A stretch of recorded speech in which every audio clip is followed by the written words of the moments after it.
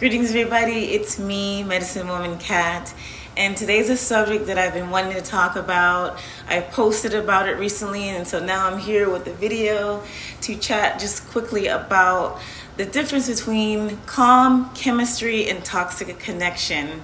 So there's this mindset going on that if you feel excitement and chemistry right away, then it's probably not for you.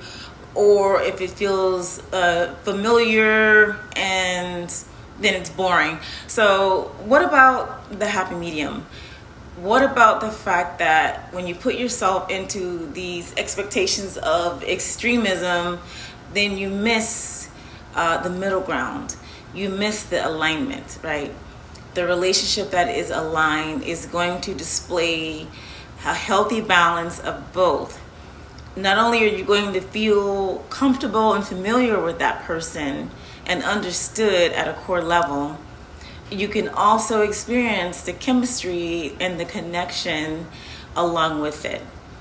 The chemistry and the connection doesn't necessarily have to mean it's a toxic situation. That's one of the, I believe, misinformation that's circulating around feeling excitement and feeling attraction. It doesn't mean it's toxic. If you've learned to heal and to recognize what you don't want in a person, then you are attracting an aligned partner. There's definitely space for there to be a balance of both. And how you know that is it feels good. So if you feel bored with that person, but safe, or if you feel only excitement or sexual chemistry and nothing more, then of course that's not a person for you. What we're striving for is alignment, and what we're striving for is balance. So balance is a really important trait that applies to so many different things in our life.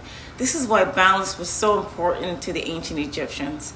And this is why the proverb, balance in all things, is very prevalent, especially applies to our relationships.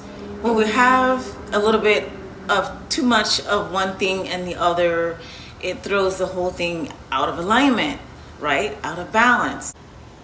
So what is toxic connection? I'm sure you pretty much have an idea of that because it's been talked about so much.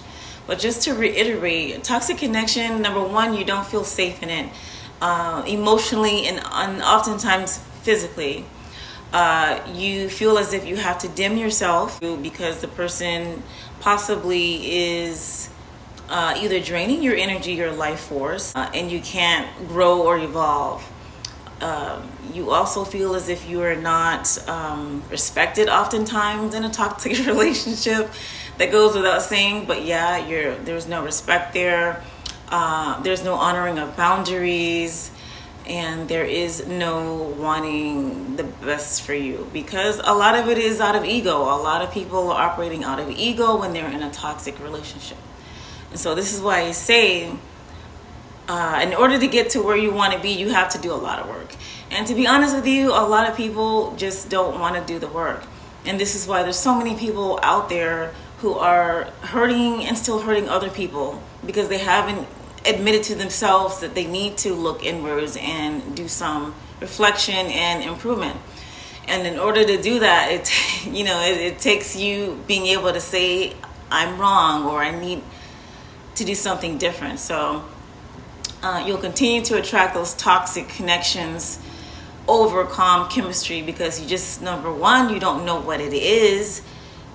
You're not energetically in alignment with it. So a lot of people don't reach that space in a relationship, but it is possible. But the first step starts with you. The first step usually always starts with self-love, and being able to look at yourself objectively and say, I need to work on this, is a form of self-love.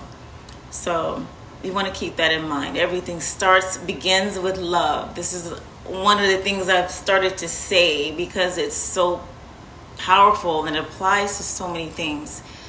Begin with love. So calm chemistry is when we feel our heart space is safe with someone. We feel a deep connection.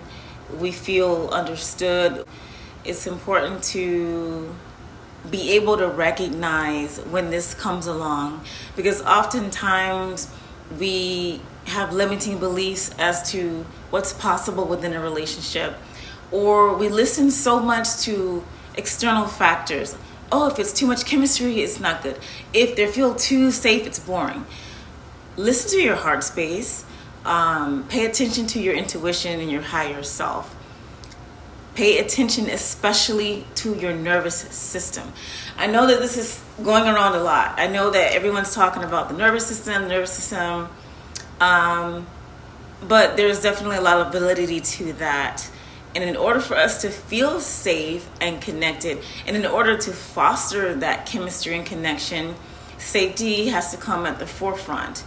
When we've done the inner work and we have learned what we don't want in a partner and we begin to attract what we do want, I'm going to tell you right now, more than likely you're going to attract someone who has balance with you, someone who offers the calm chemistry as well as the safety.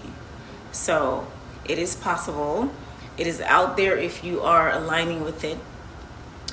I don't want you to so much be searching for it. I've talked about this in so many videos about not spending your energy in search mode when you're looking for a soulmate or a partner, because that frequency puts you in a state of search. So you don't want to be in a state of search. You don't want to put the energy of looking or lack into the universe. You want to visualize what you want in a partner, and you want to know that it's yours and that it can't miss you. And it's definitely true. So it seems hard. It doesn't have to be hard. It's not hard, in fact, when you are led by the divine and when spirit aligns you with the mate that is meant for you. That's the thing. It doesn't feel hard. And it just shows up. So blessings to you all. Thank you for watching. If you like my content, hit like, subscribe, share. I am a sacred union coach, an indigenous healer, and the medicine's here if you want it. Peace.